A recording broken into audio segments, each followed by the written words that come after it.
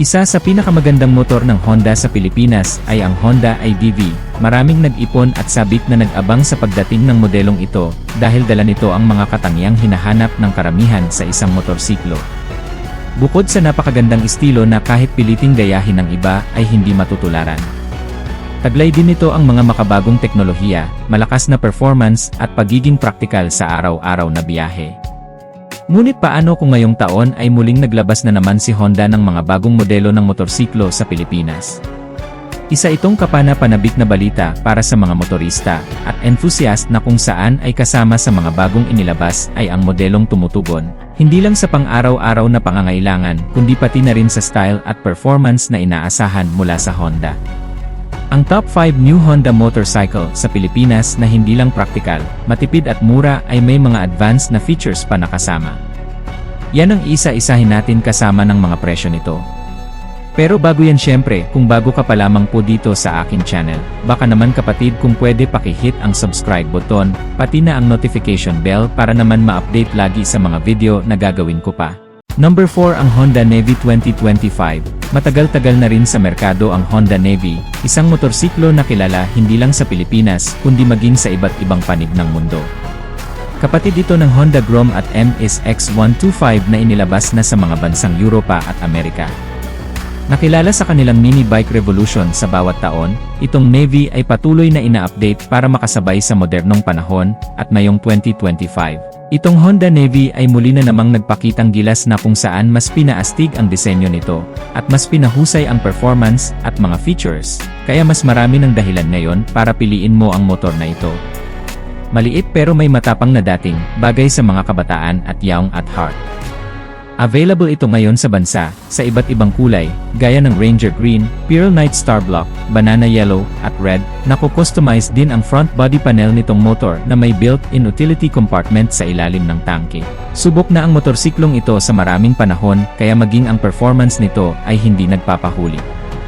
Sa pamamagitan ng engine nito na may 109.2 cubic centimeter na engine displacement, naka-air-cooled, single-cylinder na engine na galing pa sa Honda Beat at Honda Dio, kaya siguradong matipid, matibay at tested sa kalsada ng Pilipinas.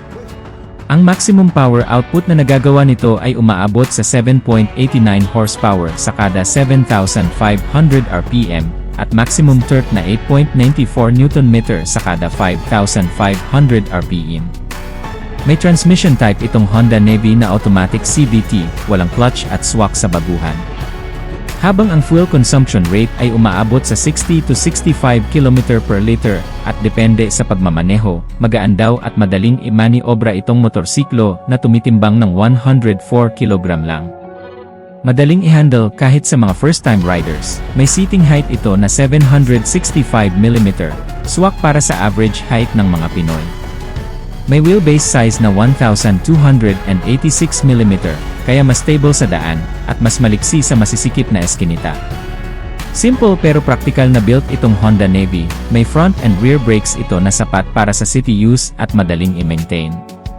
Tubeless na ang tires nito na mas ligtas at mas convenient kung sakaling ma-flat, bagamat may kaliitan itong motor. Meron naman itong fuel tank na 3.5 liters na full tank, at mapapagana mo ang motor na ito sa alinmang kick-starting at electric starting option. Bagong styling at accessories ready, mas moderno ang headlight at panel layout.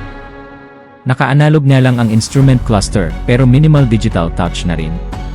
Sa kabuuan, itong Honda Navy 2025 ay isang motorsiklong maituturing na game changer sa entry-level segment nito. Isa itong kombinasyon ng kakaibang disenyo, subok na makina, at praktikal na gamit para sa mga rider na nais magkamotor na hindi lang basta pang araw-araw kundi may sariling karakter.